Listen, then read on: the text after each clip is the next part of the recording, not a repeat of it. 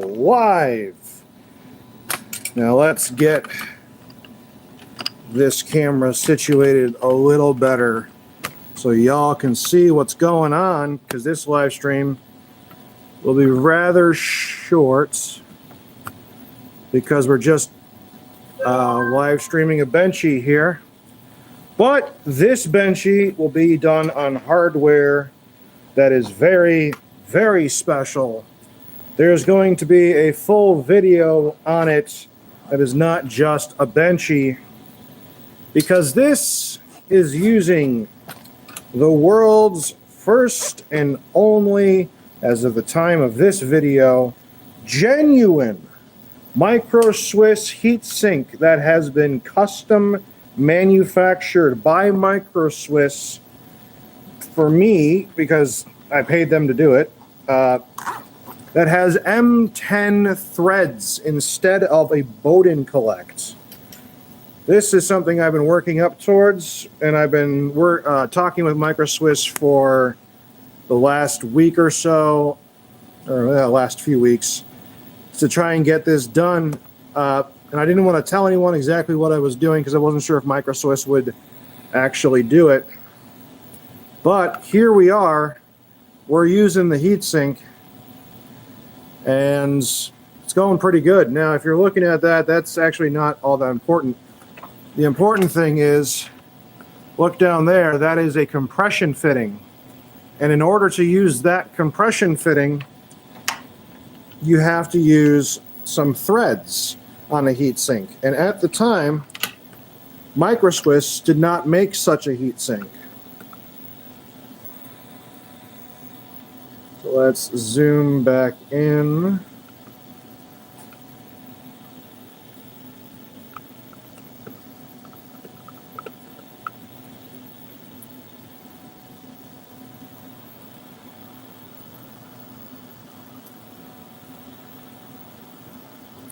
So this is the first print I've ever done with this heatsink using a compression fitting on the heatsink. So I don't know how it's going to go. I suspect it'll go okay, but you never know. So there could be tweaking that has to be done, modifications, especially things in like Cura, for instance. So I gotta modify the slicer settings, etc., to adapt to this.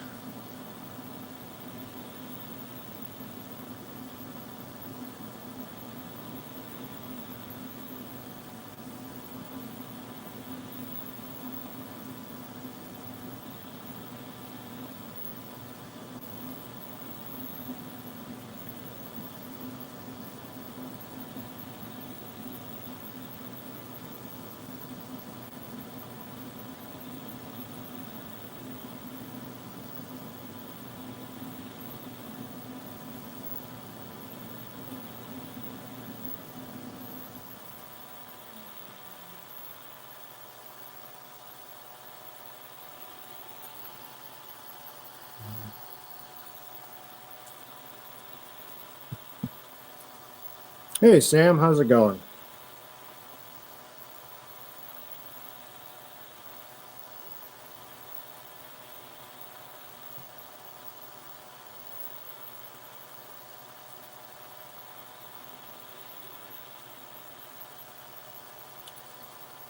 Well, I'm getting some work done.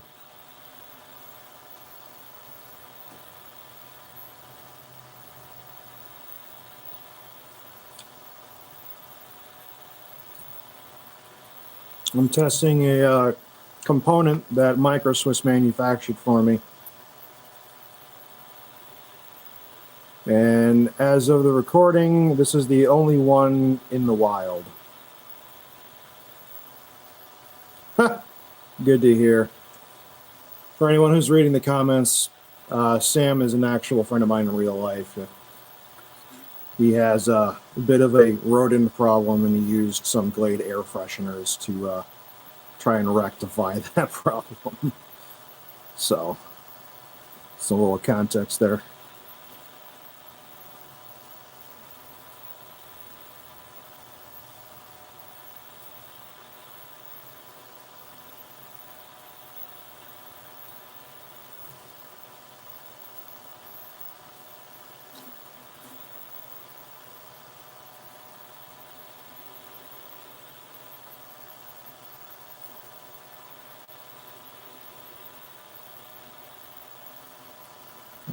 Yeah, so I saw you were showing me.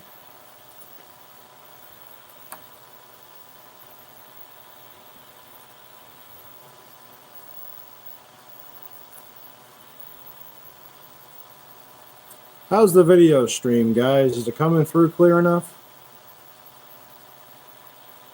I may have to get like a wireless access point down here in the basement so that way streams do a little better.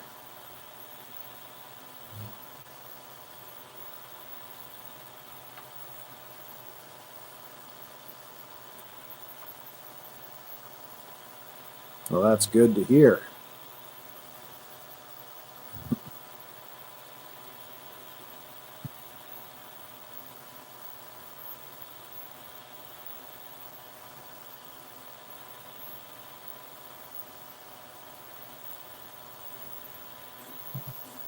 I might be interested, as long as the firmware has relatively recent security updates.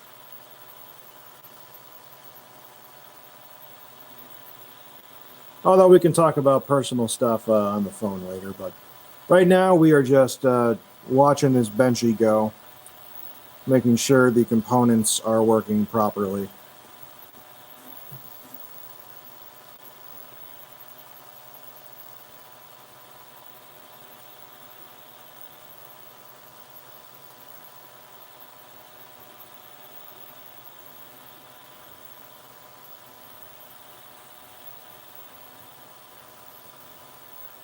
There's a lot of fun benchies out there with a lot of different designs. This is the standard benchy, which you would use, that everyone does, so that it's easily comparable.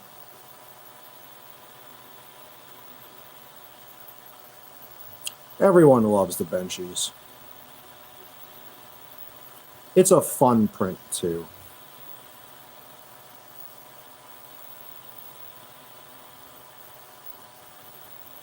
After this gets done, I'm probably going to do some K-factor tuning for linear advance. Something I've been meaning to do for a while, and I'm finally going to get around to it today. It's the one thing I have not taken advantage of on the motherboard for this printer. It's got this beautiful 32-bit processor on it. It's more than capable of doing it. I just haven't bothered tuning for it yet.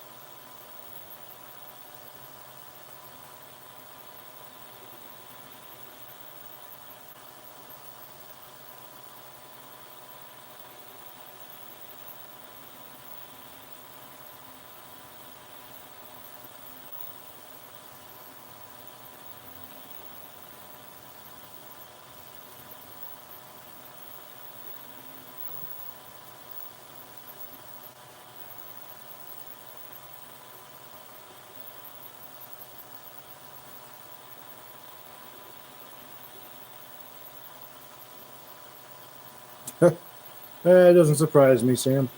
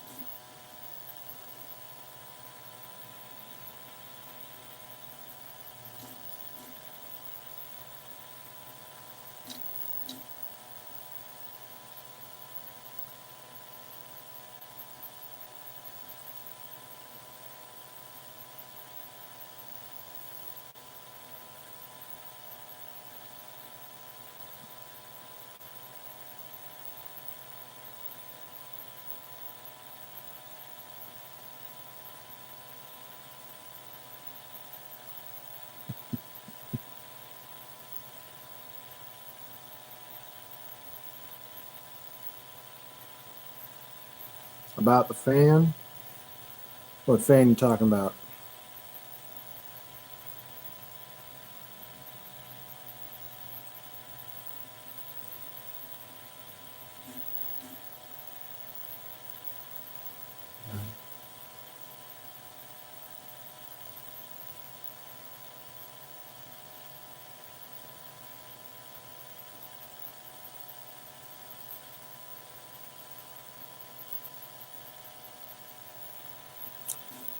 Well, I'm currently testing it as we speak. As you can see, this is the Benchy that we're testing it.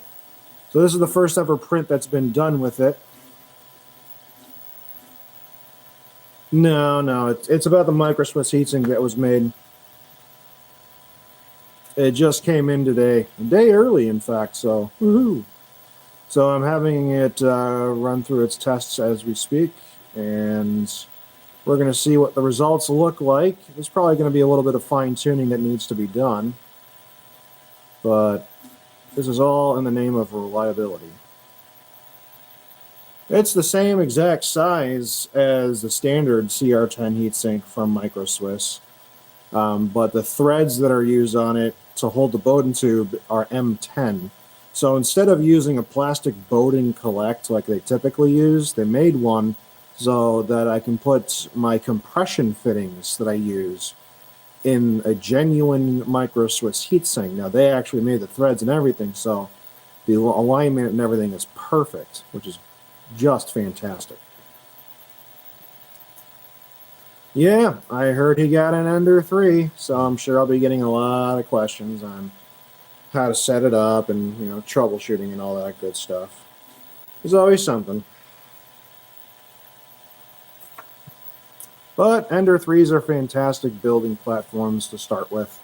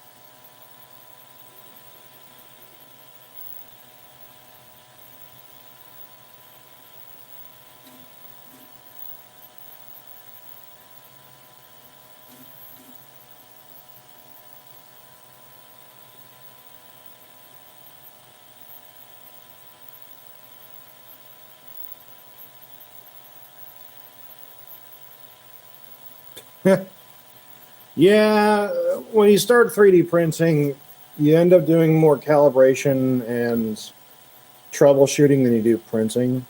But at a certain point, you start to do a lot more printing than you do troubleshooting. My printer was just designed around ease of maintenance and in a way to reduce the amount of maintenance needed. Because doing maintenance on 3D printers are really tedious, and all the tiny parts you got to deal with are just a pain in the butt. So the less maintenance I got to do, the better. So that's why I get the argument from people all the time, like, why bother with a $25 nozzle when for $25 you can get like 50 nozzles that are made of brass? And I'm just like, well, the reason why is because eventually that brass is going to wear out and it's going to be inconsistent, and you're going to have to troubleshoot, replace nozzles, recalibrate a little bit, and it's just a bunch of work that's really unnecessary that you could just avoid if you used a good nozzle in the first place. But not everyone wants to do it like that, and it's understandable. There's reasons for it, but for my purposes, I'd rather have a nozzle that's very consistent and doesn't wear down.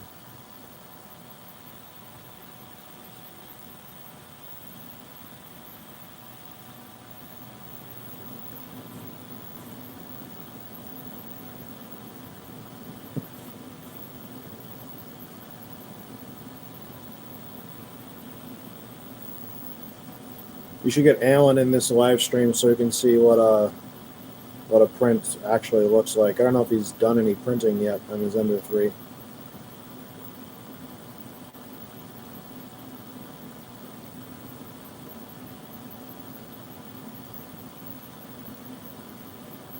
Good heavens, what would that be?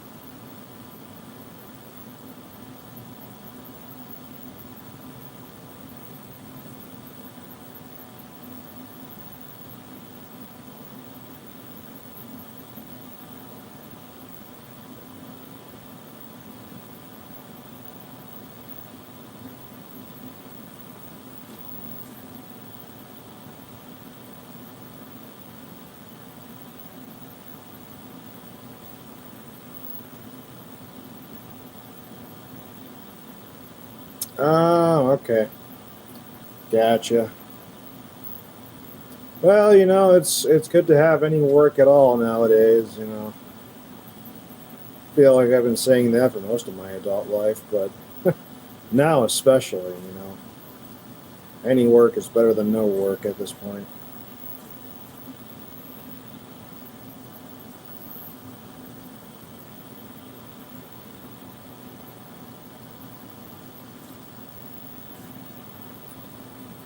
But so far, the Benchy's turning out okay. There's definitely some like little zits and stuff that can be dealt with in Cura, but we're testing the hardware at the moment. Hello. Welcome to the stream.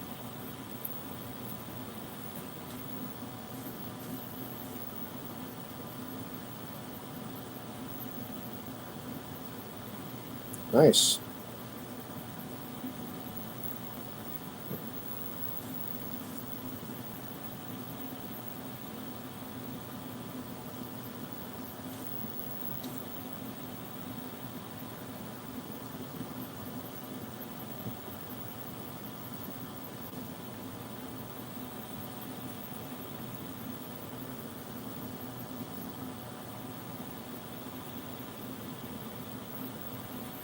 Well, if you're splitting the RAM between two CPUs on the same motherboard, I can imagine there's some funkiness in terms of how it's managed.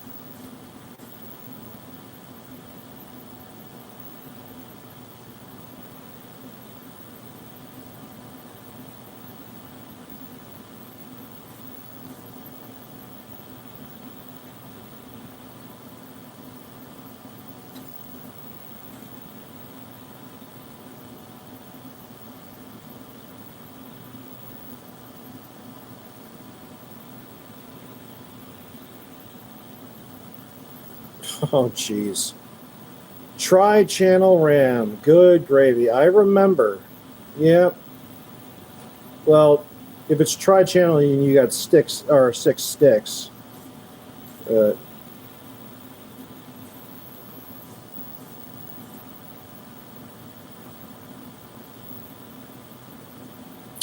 No, this is actually a MicroSwiss hot end. So this is the CR10 all-metal hot end from MicroSwiss. However, this hot end is a little different, as MicroSwiss agreed to manufacture me a custom one-off heatsink. So that way I could use M10 threads to hold in what is known as a compression fitting, which is a type of retaining mechanism for pipes and such.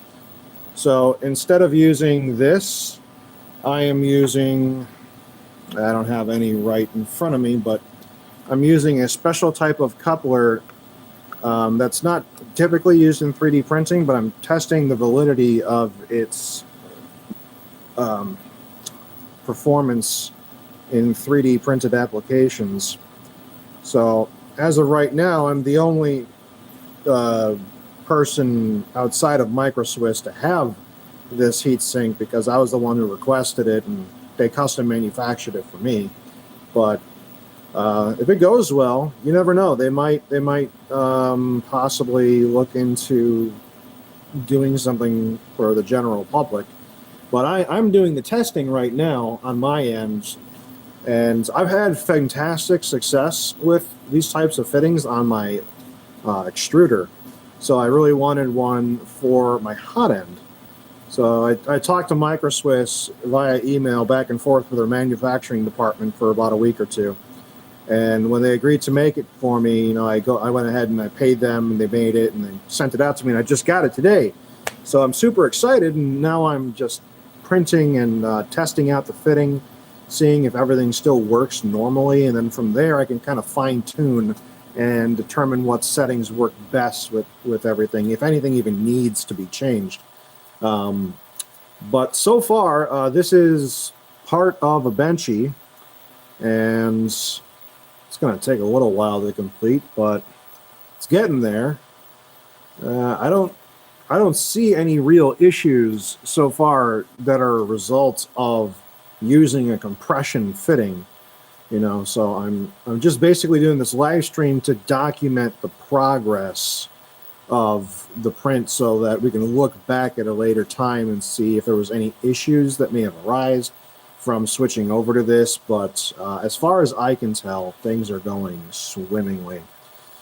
But later on today, I'll be doing some K-factor tests for linear advanced and getting that set up, because it is still a Bowden tube setup, and with Bowden tube setups, if you want to go through the linear advanced calibration, it's probably very much worth it. I just haven't gotten around to it yet, and I really should. But I wanted to wait to do that until this heatsink came in. And now that it's finally in and I'm finally doing some testing on it, we can kind of see where I might need to first maybe adjust some things in Cura. So I want to take a look at the overhangs, the retractions, and that sort of thing, and make sure I get all that as close to accurate as best I can.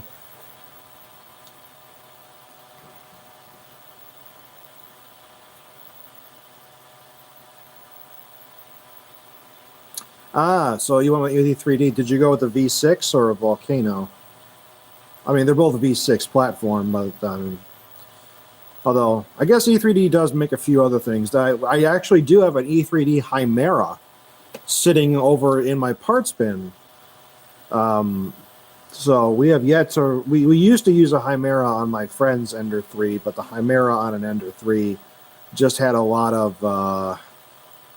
It left a lot to be desired in terms of supports and getting things configured properly and mounted right. It just seemed like, as far as the Ender 3 goes, no one really cared about it on there. But we have an E3D Chimera for an upcoming project where we're probably going to get an Ender 5 and use an Ender extender kit, and we're going to make it a gigantic Core XY machine. Because I think that's really where direct drive machines really shine, is on Core XY, just because the mass that's being moved around is more consistent. And it's if you're gonna do direct drive, it just seems to make more sense in my mind on a Core XY. On a standard Cartesian printer, I feel like just using a good hot end with a Bowden system is perfectly adequate. And the only real downside to a Bowden system, in my eyes, is the couplers, which is why I'm doing all this testing.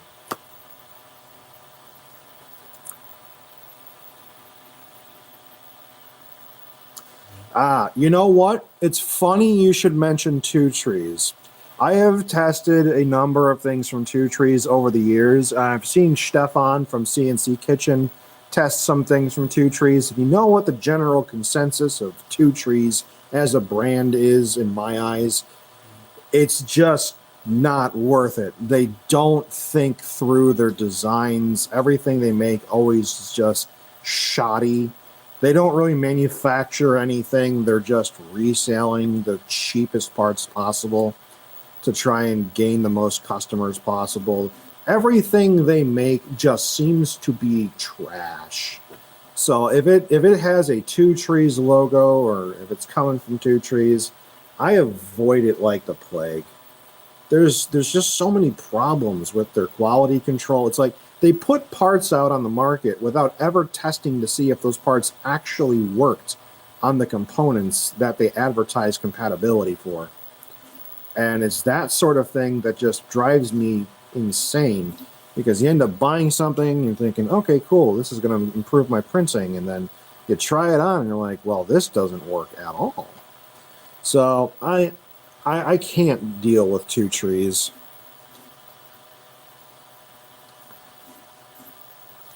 But hey, Train Hobo, nice to see you. Thanks for showing up to class. But yeah, as far as Core XY goes, I think in general, Creality does a really good job of making a frame for you to just customize off of. The base components that come in Creality machines are never really all that great. Like my Ender 5 my Ender 3, there's nothing stock on it anymore except the frame. So it makes excellent platforms, nevertheless, though. So the heatsink. So then, this heatsink, for those of you who are just coming in, is in fact a genuine MicroSwiss heatsink. However, it is unlike any heatsink MicroSwiss has ever manufactured before. This is my standard CR10 heatsink. This is a genuine MicroSwiss, and you see it uses the plastic Bowden Collect. This is the #1 complained about issue on MicroSwiss heatsinks, is this thing just never holds the Bowden tube properly. See, they have bothered to improve it. However, the heatsink I have is the only one in existence as of this video manufactured by MicroSwiss, because I specifically asked them to make me a custom one-off heatsink, and I paid for it. So we could probably, I think we can safely take. Well, no, I didn't yell at them through emails. No, I kindly requested that they put M10 threads. Let's see if I can get this off. See right there? That is a compression coupler, compression fitting. I got to get this back on.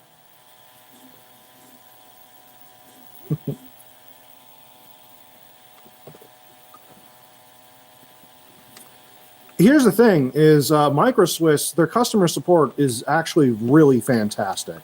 It is great to talk to an American company, and it is also great that they took the time to even humor me about making a custom heatsink for my needs.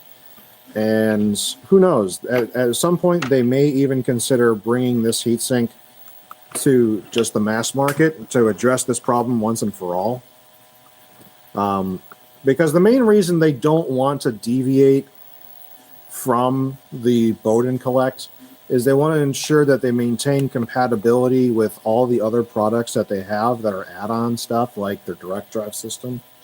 And that's completely understandable. But the great thing about this this compression fitting is that it doesn't look like it's going to impede any of the clearances that they need to achieve backwards compatibility. So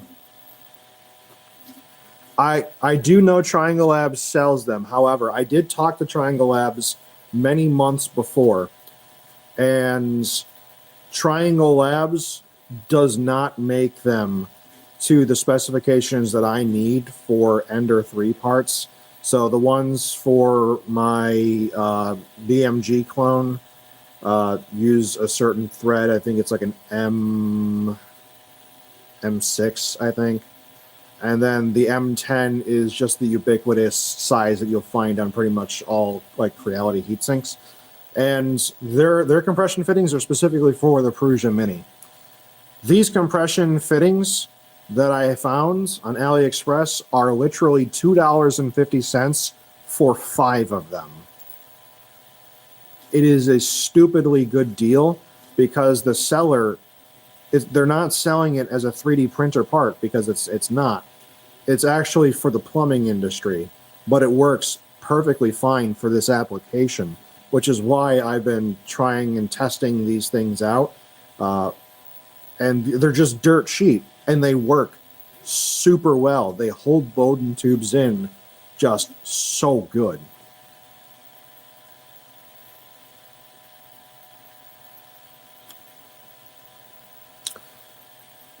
So it's been a while since I looked at Triangle Labs' offerings, but when I talked with them last, which was a few months ago, they didn't offer any of the sizes that I needed. So like I was saying, I found another seller on AliExpress that did sell the sizes I needed, and then once I got them, test fit them, and if they're super new, then yeah, I could see that. But the biggest hurdle really was getting MicroSwiss to agree to manufacture this heatsink, which it wasn't really difficult. I just asked them if they would be up for it, and they just requested some details, some pictures, concepts of what I was trying to achieve, and we got it sorted out, and it came in the mail today, and so far I am pleased as a peach with the way it's working. It's a little bit more work to get the Bowden tube in and do it, but once it's in there, you probably won't have to deal with it for a while. Yeah, you know what? It's funny. I actually contacted Mello and Triangle Labs about this, about just modifying the heatsink on theirs, and they just weren't interested. They saw no point in it. So at that point, I was like, well, the only other manufacturer that I could talk to is the real deal, which is MicroSwiss. So that's when I gave them an email, and they're the only ones that would even humor me and see if they would or even consider doing it. Well, here's the thing. If it's a good idea and MicroSwiss thinks so as well, then MicroSwiss will probably end up making this as a product that you can purchase. And if that happens, we all know what's going to follow suit, is the Chinese companies are going to take note. They're going to start making their copies of whatever it is MicroSwiss is going to make, and then they're going to try and sell that to the general mass at a lower price on AliExpress. That's just how it is. Any good idea gets copied by Chinese manufacturers. That being said, I will say this.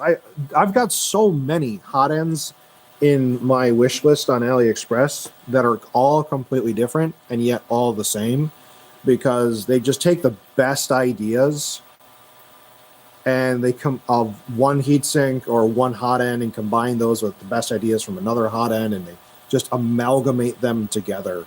And there are some pretty amazing hot ends that I've been really interested in just trying. So I'm oh so very curious Yeah, yeah. It seems like every few weeks there is a new setup, and the one I'm actually really curious about is the clone that they have that copies E3D's Chimera.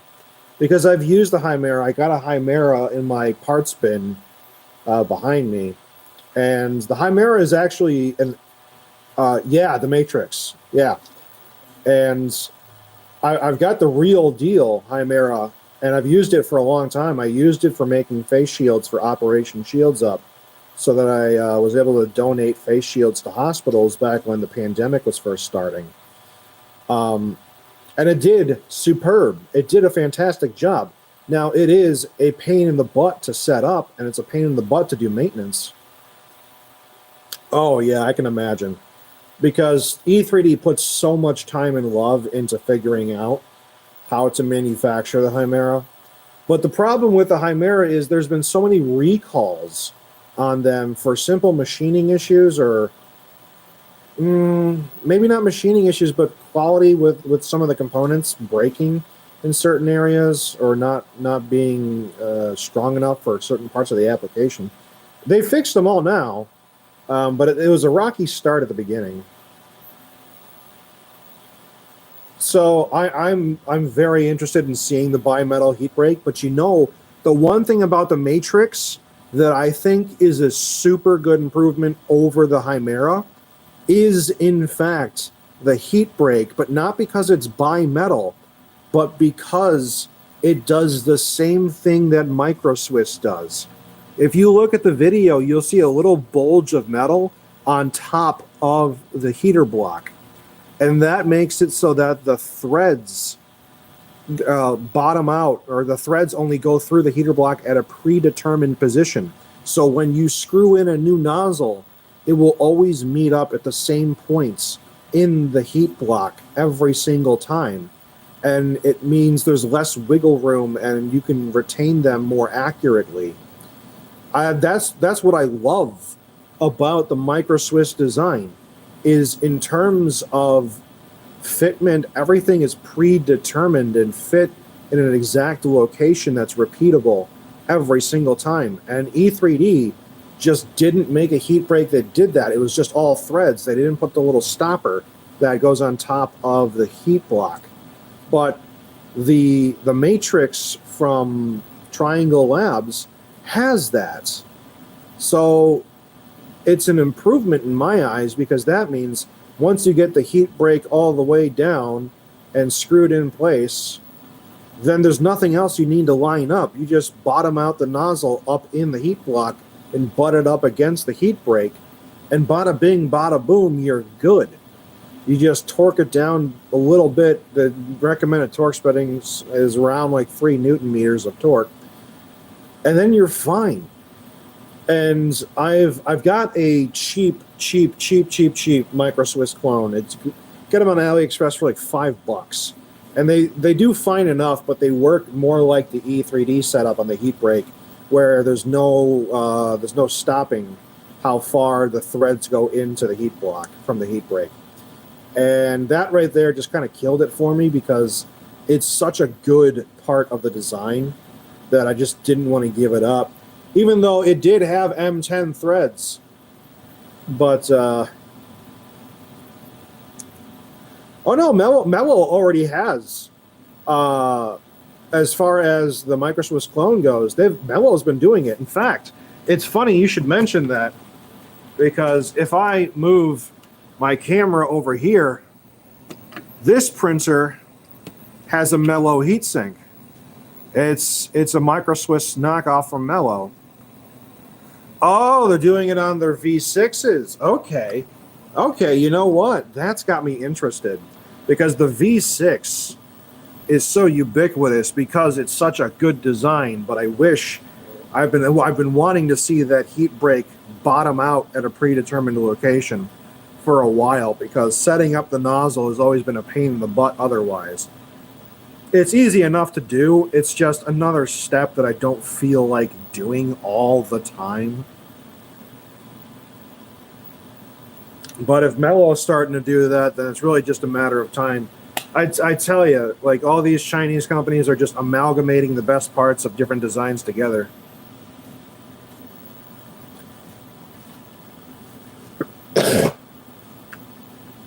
Excuse me. But I don't have a lot of Triangle Labs stuff actually. The only thing I bought from Triangle Labs was their all metal pneumatic couplers because I thought maybe those would work better. I don't know why I thought they'd work better. It doesn't really make any difference that it's all metal.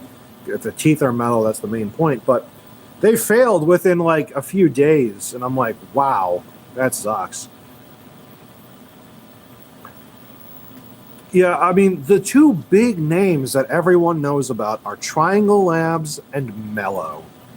I think arguably Mellow does a better job than Triangle Labs, just based on what I've seen. But both of them are of comparable quality, and they're both shockingly good for the price. So if there's ever like something that I just need to get a ton of, I'd honestly just go to Mellow. Yeah, I did hear they had some issues. You can actually find a few of those bimetal heat breaks on Amazon here in the United States. Like not Amazon and then coming from China, but actually in the US, shipped from the US.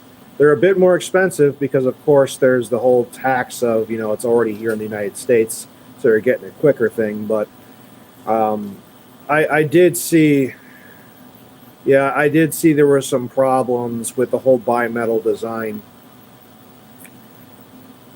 Now, it's a good idea. It's just not executed properly. Um, mm, I think probably one of the most important things is not really having it be bimetal, though. I think the whole bimetal thing came from the Mosquito hot end from Slice Engineering because they used the bimetal design as a heat sink on the heat break, and their whole thing with making the heat break insanely thin so that it doesn't have enough thermal mass to actually get hot is actually really incredible. Like everyone else like just kind of went a different way about it. And then when that happens, just like everyone started designing like the old stuff to kind of fit around that concept. Oh yeah, how do you like it? By the way, I have been interested in them. I've been interested in the V6 stuff for high temperature printing, but I think what I want to do is I just want to get a mellow copper nickel plated, a mellow nickel plated copper heat break, not heat break. I'm sorry, heat block for my Ender 3 here, and put a PT 100 thermocouple on it and see what happens. Yeah, you see, the V6, they got one very critical thing down from the very beginning, and that was using a gigantic heatsink with a fan duct that wraps around the heatsink so that all the air goes right past where you need it to.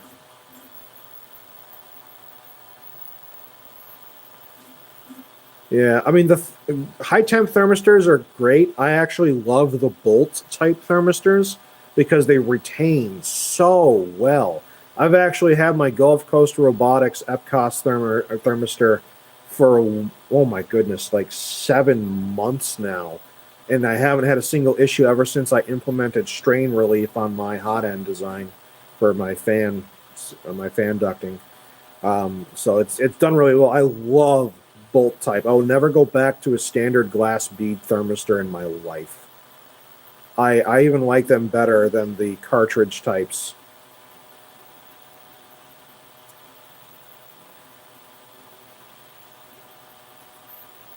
Yeah, it's for me. So this whole plastic thing you see here, most of it I designed. The one thing I did not, two things I didn't design were the fan duct that goes on the MicroSwiss. I basically looked at the V6 and said, that's a great idea. Let me do that to my MicroSwiss. And then the little cooler fan duct right there, is designed by someone else as well, but everything else that holds the ABL, the fan, and the wires in place, I designed that. You can actually get it on my Thingiverse if anyone ever decides to use the Fluncier linear rail system on their Ender 3. So I've got that all set up, and of course it's free, obviously, since it's on Thingiverse. I've got a few things I've designed and put on Thingiverse, but you can if you went to my YouTube community page, you'll find a link to it.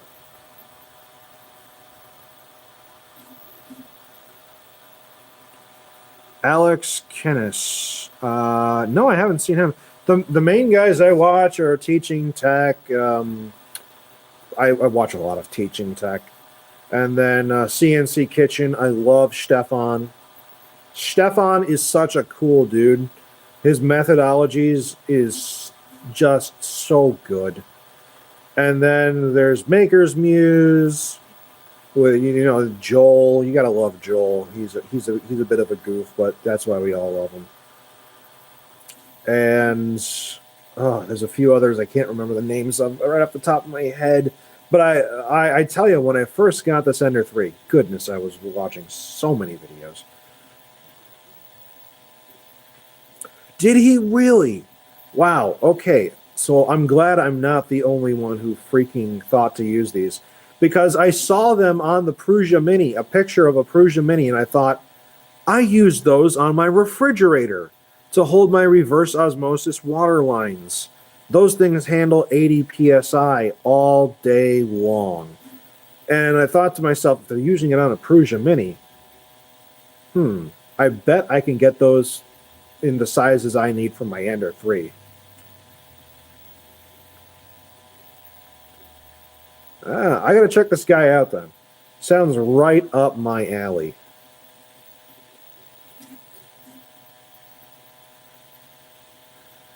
I am always down to learn something new. When it comes to 3D printing, most people will never be the first to do anything, but it doesn't mean the input is not valuable, because corroborating data and confirmation that something works is just as important as coming up with the idea in the first place. So it's good to see it happen, because I posted a video of the compression fittings on Reddit the other day, and it got like 550 little upvotes in the 3D printing subreddit. And the big thing I kept hearing from people was, it's going to crush the tube and close the inner diameter, and it's going to cause retraction problems and clogs. And I'm like, no, that's not how it works. If you are using a grip and squishing it flat, then yeah, but a compression fitting compresses 360 degrees all the way around the tube at the same time. It's not going to it's not going to put that kind of force on it like you think it is. And I tested all these fittings by hand, and the filament didn't drag in the tube. And genuine Capricorn fittings they're good, for being slippery.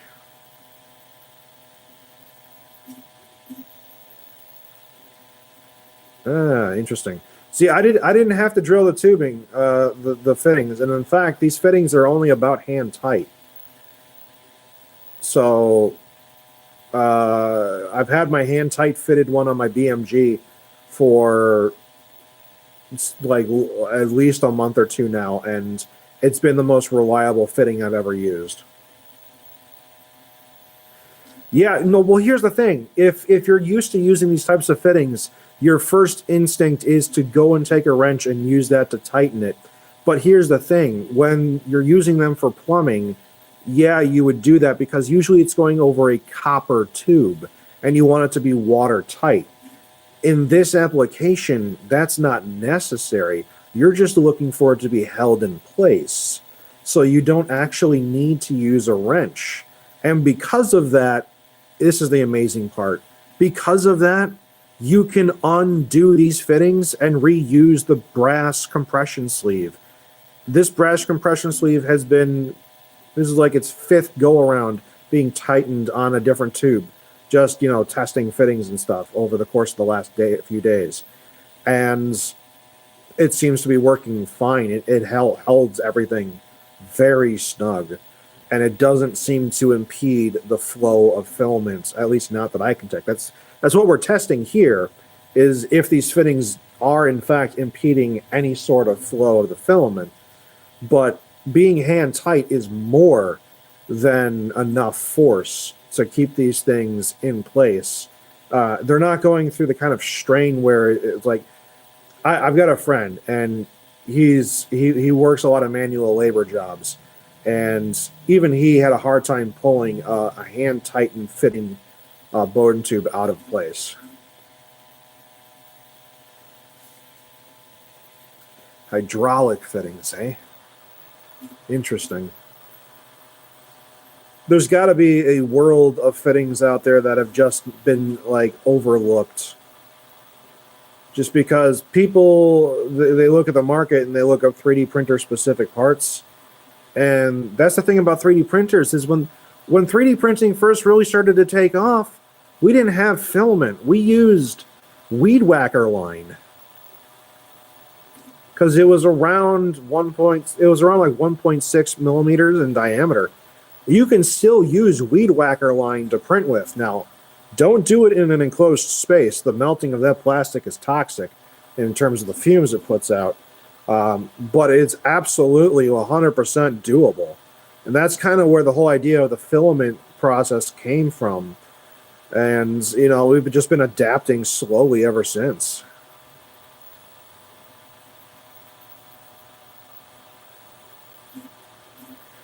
Yeah, no, my cousin is actually the head of additive manufacturing at his job. And the first thing he goes and gets is a Prusa i3, a Prusa Mark III i3, something like that, right? And I asked him, so why did he go with a Prusa? And he said, well, Prusa's got a pretty good name in terms of its reputation for reliability and all that. And I'm like, yeah, you know what? Out of the box, absolutely. But for the price you pay for a Prusa, you can build an Ender 3 to be considerably better.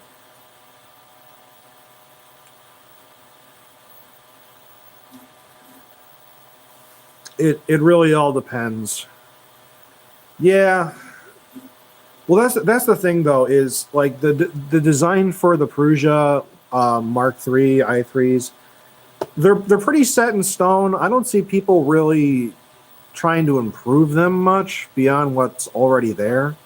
Whereas with an Ender 3, like, let's talk about that for a second here.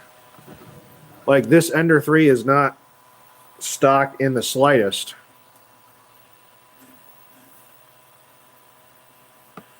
So, I mean, I've got genuine Highwind rails on every axis for my printer. I'm using Gates branded Gates Power Grip belts with metal belt tensioners, because plastic belt tensioners will melt in an enclosure. I've seen it happen. It's unfortunate. You know, the genuine Highwind is not that bad. It's about twice the price of Chaiwin, which all that is Chaiwin right over there. But for 3D printing, I found that the Chinese linear rails are perfectly adequate for 3D printing. There's no real discernible difference in quality or longevity of maintenance intervals. So,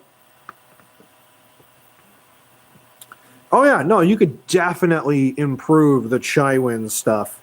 That being said, I just wanted to do a kind of a weird build. So I got a video I'm planning on doing where I go over a bunch of these parts, because these 3D printers are relatively identical in a lot of ways, but the main difference is almost everything on this printer is genuine.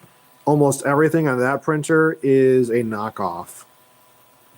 So I'm going to be going over all of these different parts and helping people to discern whether or not they even need to bother buying a genuine part to begin with. Yeah, because there's so many things to go over. The motherboard is not stock. The rails are obviously not stock. The extruder is not stock. The belts are not stock. The tensioners are not stock. The light is not stock. The extruder is not stock. The ABL is not stock. No, I'm not using SKRs. I absolutely love my TH3D Easy board lights. So American designed, very, very high quality boards. This machine is my workhorse. This is the one where I make my money off of. So when I buy a board, I want it to be built to like overbuilt specs for just running like weeks on end without problems.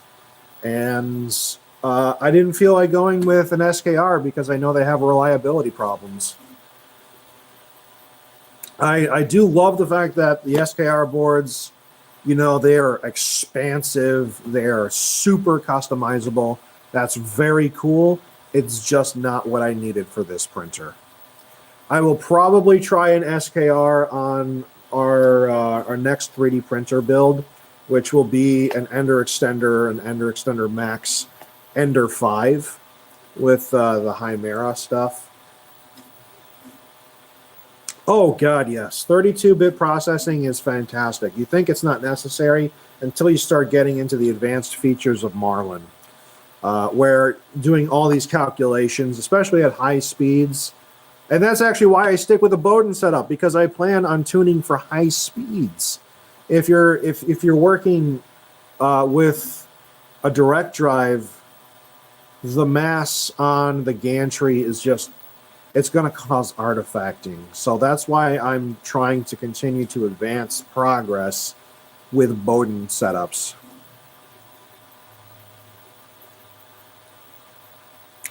Well, the thing is, I have a BMG.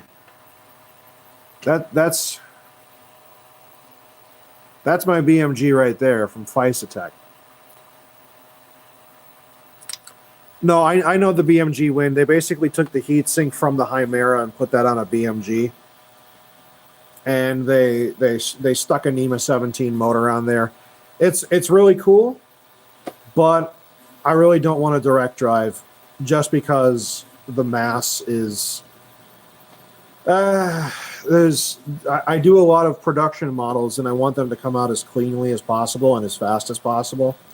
And I still think that Bowden tubes have improvements that can be made to make them look better and run faster than direct drive setups. Like, one thing I really got to do is I've got to take the time to set up my linear advance K-factor values. I just have to take care of that at some point. I've been lazy about it, and that's my fault. So on the Core XY setup that my friend and I are going to be doing, we are planning to use the E3D Chimera, as it is still the most compact setup, and the fact that we already have one. But more importantly than that, on the Ender 5, there are linear rail kits from Funcier that work with the Chimera directly on the Ender 5. And because of that, I feel like the Ender 5, with having a constant mass going in the X and Y direction, makes more sense for a direct drive. So Cartesians have their limit.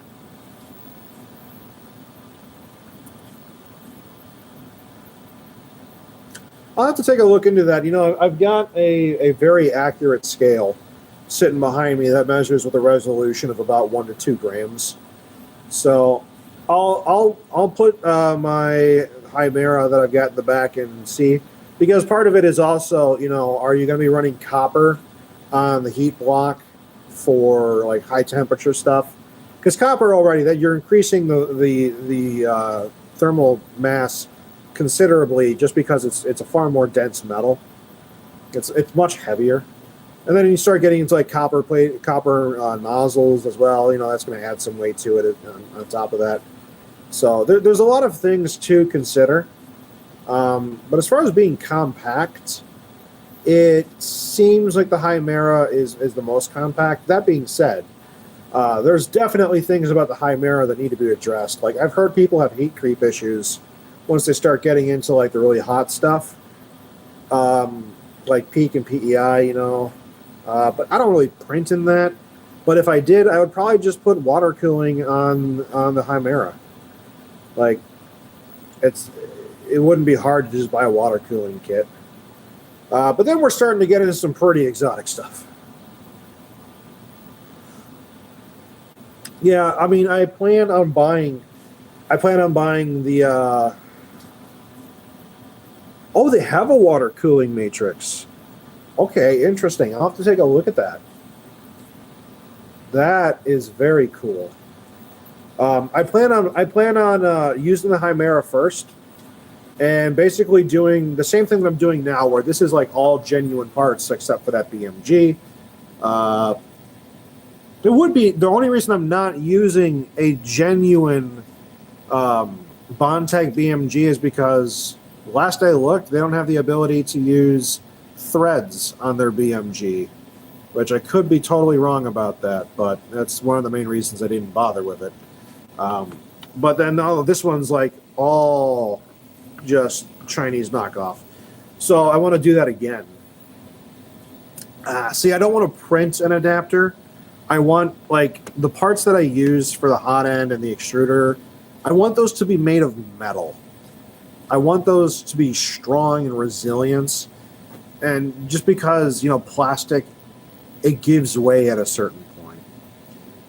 And the less I have of that, the better. Like when I first started out with this mount, right, it was made out of PLA, but then when I started printing in enclosures, I quickly realized PLA components is a really bad idea because they started melting as I was printing because of the ambient temperature in the enclosure.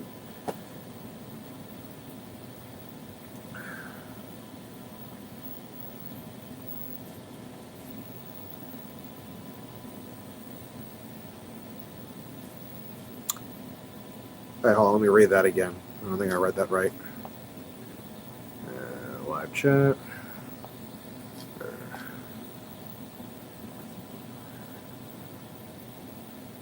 My Z-axis on the gantry is also very tight.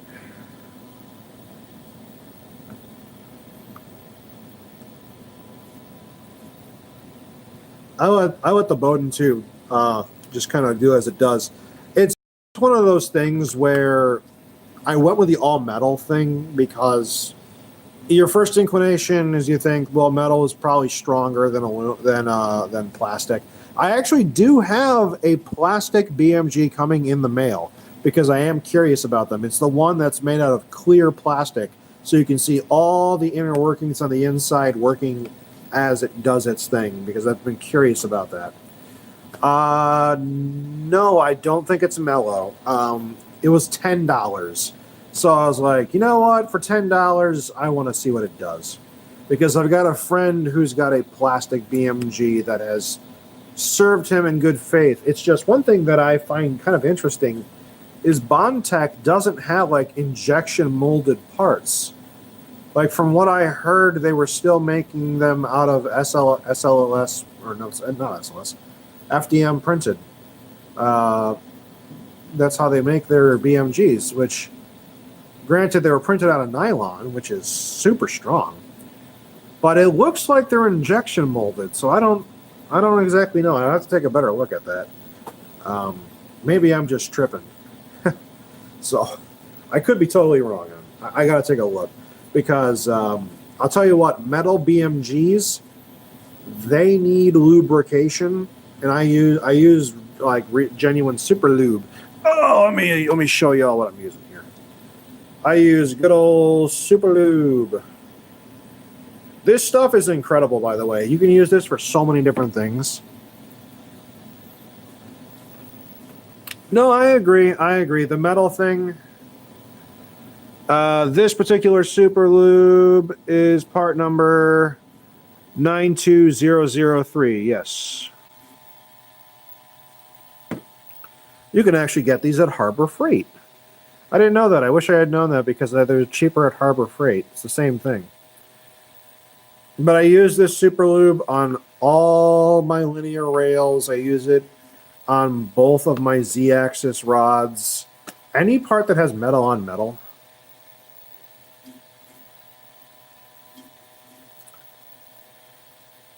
Dude, I love this super lube. And I use the super lube for brake jobs too when I need to use dielectric, or when I need to use some sort of PTFE lube on the caliper pins, the guide pins, and then I also use it for electrical connections in my cars because I have heavily modified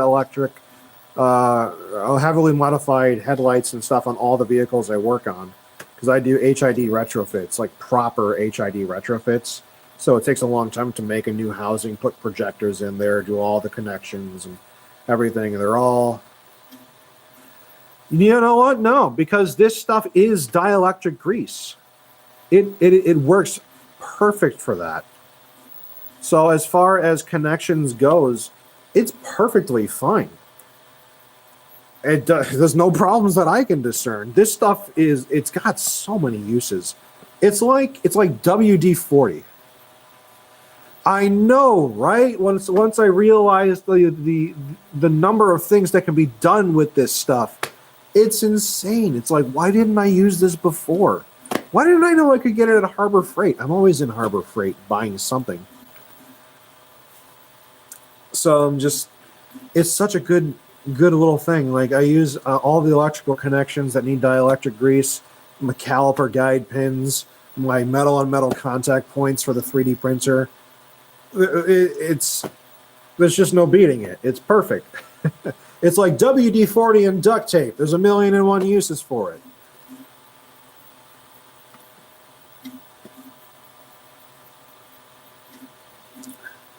Well, I'm sure there's like definitely some very specific stuff you could use.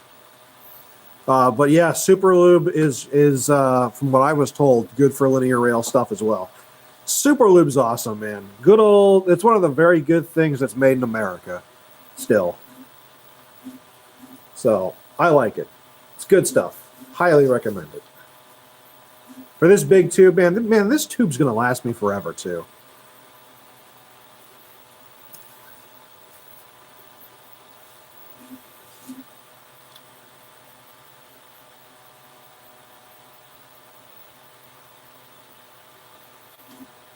Let's see. This tube is, how many ounces is this? Well, yeah, I mean, you would think so, but this is, let's see. It's 3 ounces, 85 grams. It doesn't sound like much, but it's a big tube, and it doesn't cost much, which is the beautiful thing about it. Because I degrease and then re-grease my metal on metal contact parts once every like 500 hours of use, and it seems to be perfectly adequate at that. So I mean, I love stuff that has more than one use. It saves me money in the long run.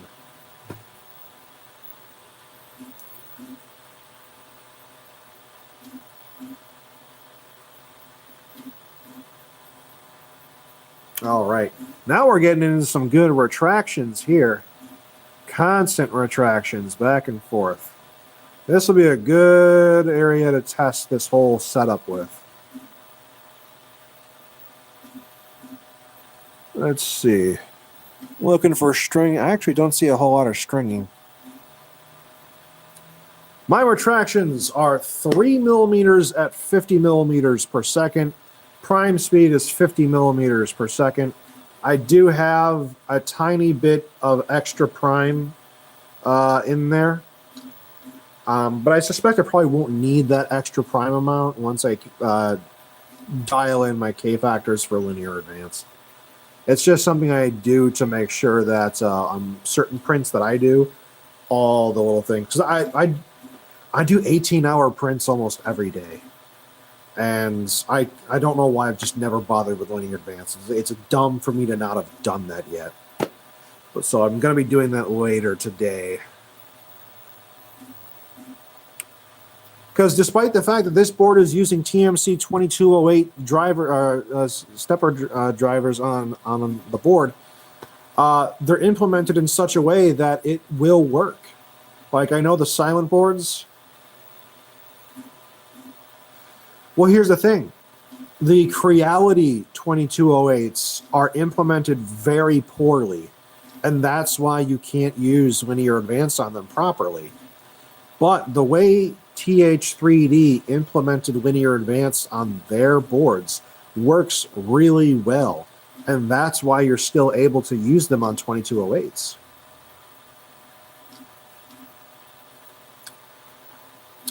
I gotta find it, but TH3D actually has a lot of documentation on the subject. It's something I'll definitely address if I do have problems, but I've yet to try it. But it's definitely part of the firmware. It's definitely there to be used, and I haven't actually seen any complaints about it. But from what they've told me, it's really just how Creality ended up implementing them that caused the problems. Like the drivers themselves, as long as they're not in UART mode or not, is it spread spectrum mode or I forget which other mode, then they should be fine. But I don't run in UART anyway.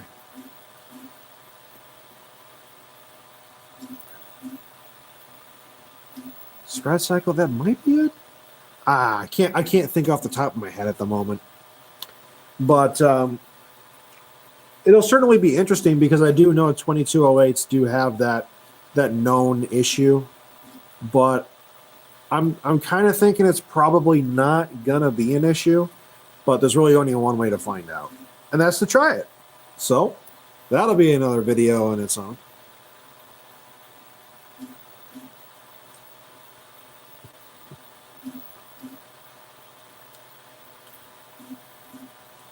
Because I definitely have the slight little bulging on the corners of my prints, because a lot of my prints have 90-degree angles. So yeah, I gotta take care of that. I don't want to slow speed down. I print at 50 millimeters per second.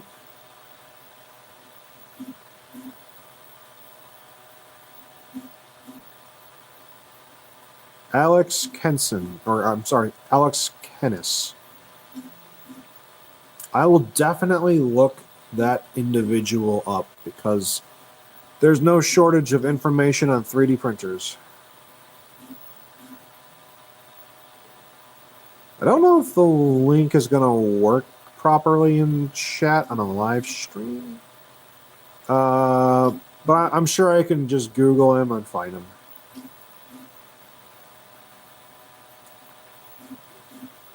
I love mechanical stuff. People who can explain mechanical stuff really well are very intriguing. There's This Old Tony. Oh, I love This Old Tony. Oh, the 20 mil cubes. Yeah, those are great. The XYZ cubes. But I love This Old Tony and AVE. I love those guys. They're hilarious. We're talking about mechanical stuff.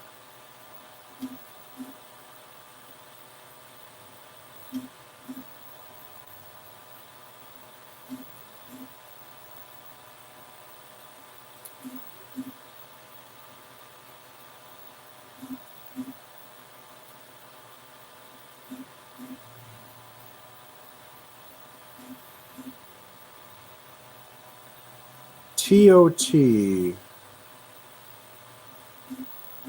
that the edge of tech? Or no? Oh, This Old Tony. Herp-de-derp. I'm sorry. I've never seen it in an acronym. That's my bad. This Old Tony got into 3D printing. That's great. Oh, I gotta check those out. I haven't watched them in a little bit. I watched a lot of his stuff on like lathes. Got a Prusa, of course.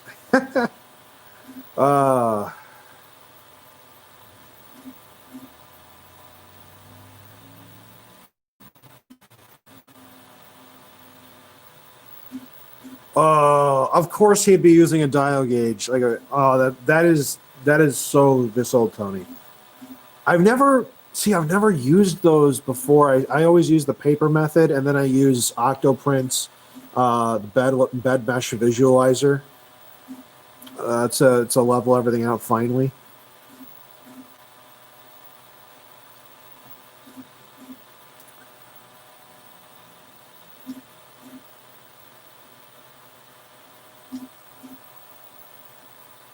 All right, we're really getting into the retractions here now, boys.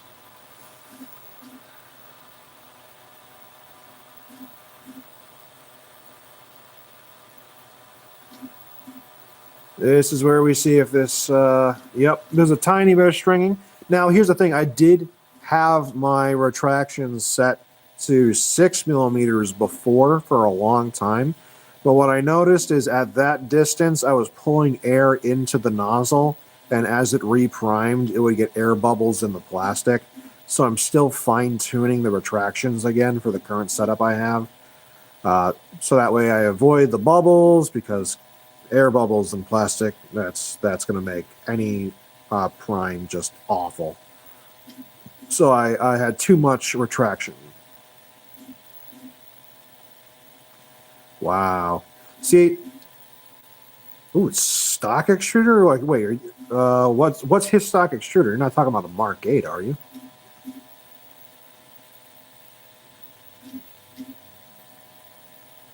Oh, no, so then she's just got a standard Mark 8. Wow. Usually on a direct Bowden setup with a Mark 8, you need really high retractions.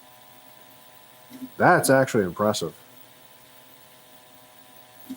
See, right here is where we're going to get problems with my cooling fan duct is not as good as the current version. I probably should put the newest version on. I have it printed. I just haven't put it on yet.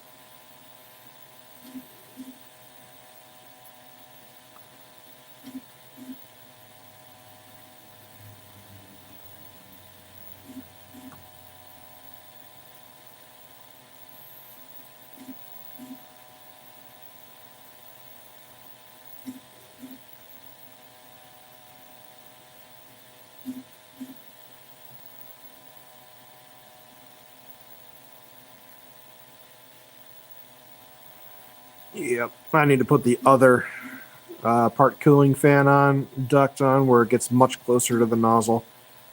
That would make these overhangs a lot better.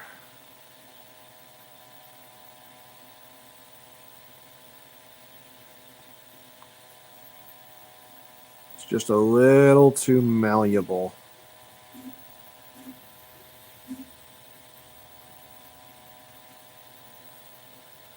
It's not doing too bad of a job smoothing it out in that area, though. It's actually kind of impressive, given the fact that the duct is not as good as it could be. See, I designed this entire hot end setup around the ease of maintenance, because I want to be able to see if there's like filament leaking in the threads of the block. I want to be able to take the block nozzle off, heatsink, all that within like a minute, instead of having to disassemble a gigantic set of plastic parts every time I want to inspect or even like swap parts out or clean parts, etc. Because when you're running a production printer, maintenance is just simply inevitable. And you can tune for the best product results, but that comes at the cost of complexity, and it's just such a pain in the butt to undo everything just to get to some of the most basic parts on a hot end, which is why I designed this whole setup the way I did. It's just easy to get around everything. All the screws are accessible. All the bolts that hold everything in are easily gotten in a matter of seconds. Everything disassembles fast, which is why I designed it myself, because maintenance.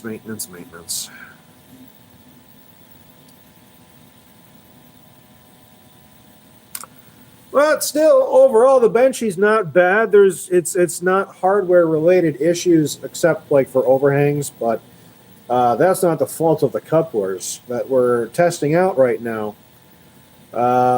Everything that's artifacty can be fixed in software or firmware. Partly firmware, again, linear advanced really needs to be taken care of. I've just been lazy about it.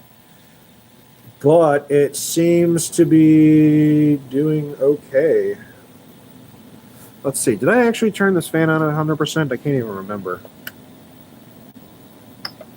Yeah, okay. It's also an old fan. You know, I wish I could find a good double ball bearing fan that's got really good cubic feet per minute that wasn't just screeching like a banshee.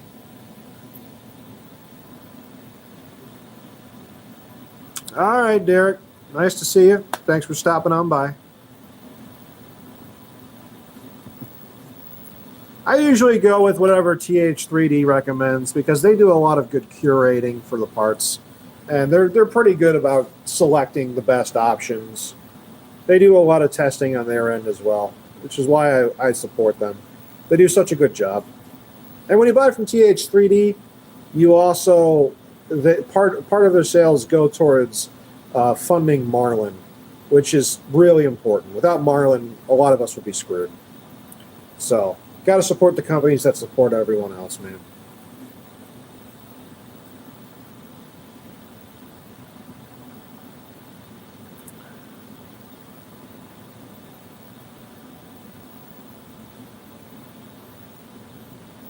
Matter hackers?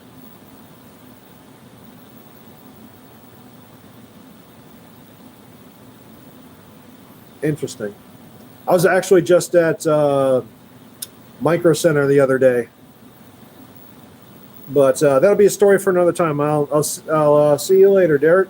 You have yourself a good one. Stay safe out there. It's a crazy world.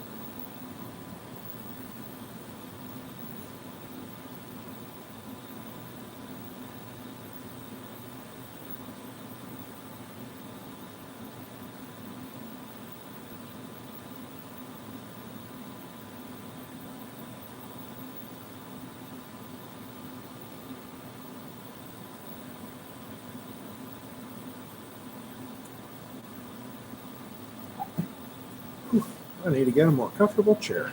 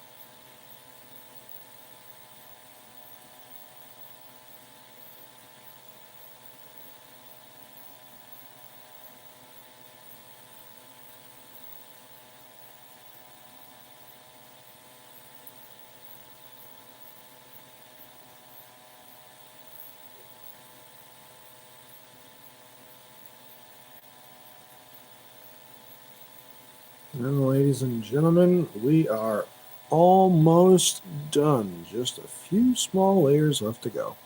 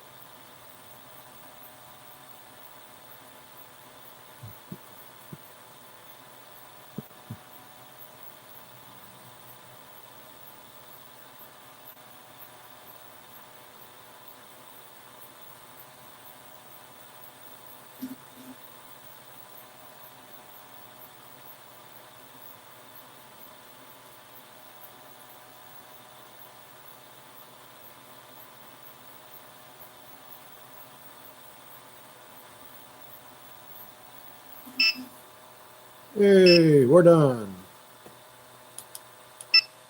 Woohoo! All right, a little bit of an alfalfa haircut right here, but okay. Now we can kind of take a closer look at everything here. Yeah, I think most of it came out pretty good. Gonna want to let everything cool down below its glass transition temperature up on the top, but on the very bottom, we gotta wait for it to cool down. Then it'll pop right off at the PEI. Then we can go from there. Cool.